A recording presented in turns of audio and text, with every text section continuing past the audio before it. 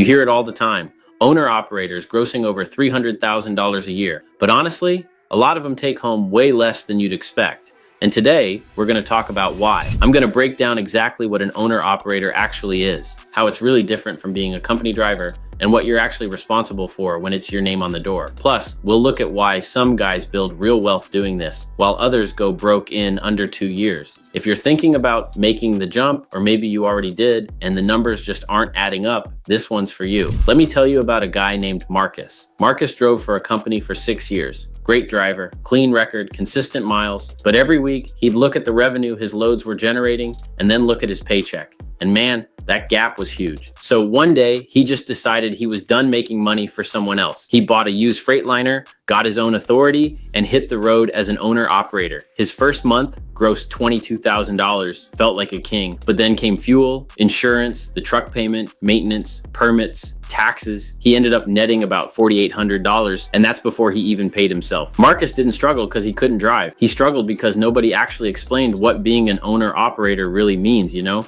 It's way more than just driving the truck. That's exactly what we're gonna fix today, because here's the reality. Industry reports show that most trucking carriers run small fleets, usually 10 trucks or fewer. But on the flip side, a ton of new owner-operator businesses don't even make it past the first 2 years, mostly because of cash flow issues and just totally underestimating the actual costs. Figuring this stuff out before you commit, that can literally be the difference between building a solid business and losing your shirt. So here's what we're getting into. We'll cover what an owner-operator actually is and the 3 ways you can set it up. Then we'll look at how it compares to company driving, the real financial differences, not just the lifestyle stuff. After that, we'll dive into what your day-to-day actually looks like when nobody's handing you a dispatch. And finally, the money, what it costs, what you can realistically earn, and where most guys get it wrong. And hey, stick around to the end, because I'm gonna break down one big decision that completely changes your insurance costs and your flexibility out on the road.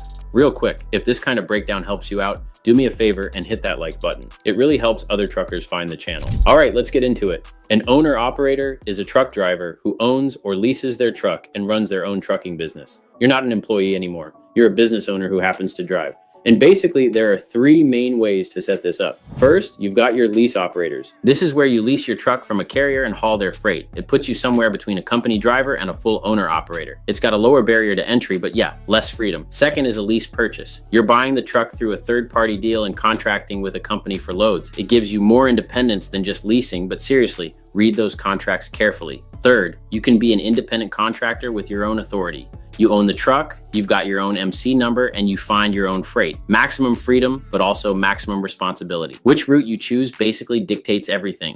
Your costs, your insurance, your earnings, and your risk. Now, most videos out there stop right there. But if you don't understand how this actually compares to being a company driver, and I mean the cold, hard numbers, you're gonna make decisions based on half the story. Let's keep it simple. A company driver works for a fleet. The company owns the truck, pays the insurance, handles the maintenance, hands you your loads, and cuts you a check. You show up, you drive, you go home. Depending on where you are and what you haul, a lot of company drivers make somewhere in that $50,000 to $70,000 a year range. But an owner-operator, you can gross way more than that. You'll constantly hear numbers like $200,000 to $350,000 a year, but it varies wildly based on your freight, your rates, and your lanes. And here is the catch that trips everybody up. Gross is not net. Once you pay for fuel, insurance, the truck, maintenance, permits, and taxes, your net income shrinks fast, and how you manage that money makes all the difference. So the real question isn't who makes more on paper, it's can you run a business well enough to actually keep what you earn? Long story short, company drivers get a steady paycheck, benefits, and less stress, but a capped income.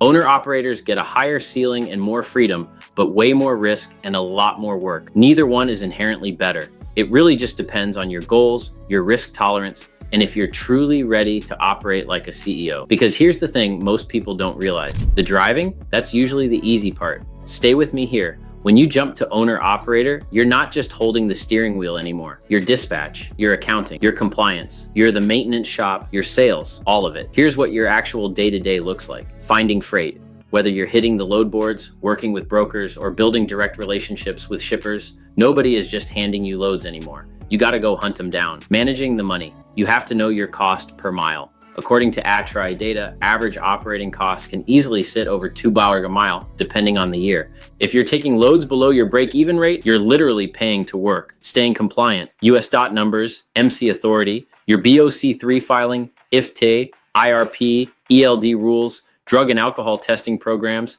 MCS 150 updates. The list just keeps going. Slip up on any of this and you're looking at fine, or worse, getting put out of service. Maintaining the truck. There's no fleet shop to bail you out. When a belt snaps, it's your wallet and your downtime. Handling insurance. If you're running your own authority, the FMCSA requires minimum financial responsibility under 49 CFR Part 387. For most for-hire interstate carriers hauling standard property, that federal minimum is $750,000 under 49 CFR Paragraph 387.9. But here's the kicker. Brokers and shippers usually require way higher limits in their contracts, often $1,000 or more, before they'll even let you touch their freight.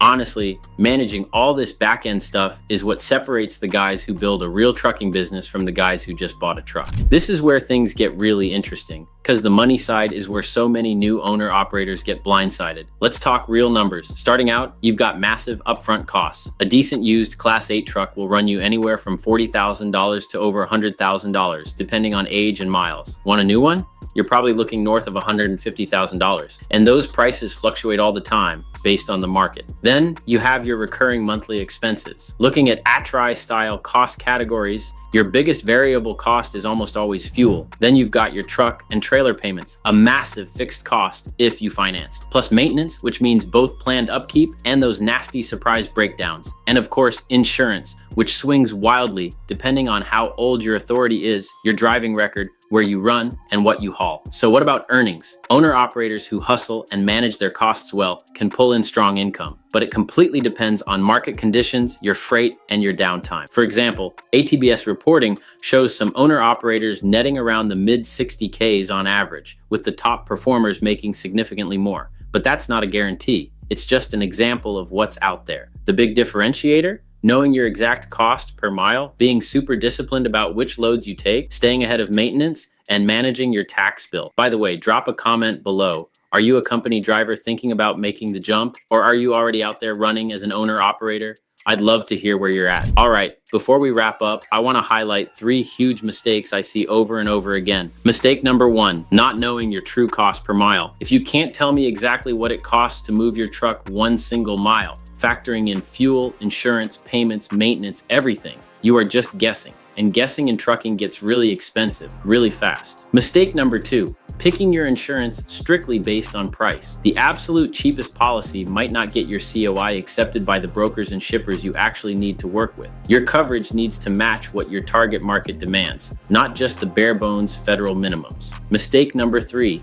jumping in blind without experience. A lot of the most successful owner-operators spent a few years as company drivers first. They got that seat time, learned the lanes, understood the rates and the seasons, and figured out compliance before taking on all that business risk. So let's bring it all together. An owner-operator is a trucker who runs their own business, with all the freedom and all the headaches that come with it. You can structure it a few different ways, from leasing on with someone else to running your own authority.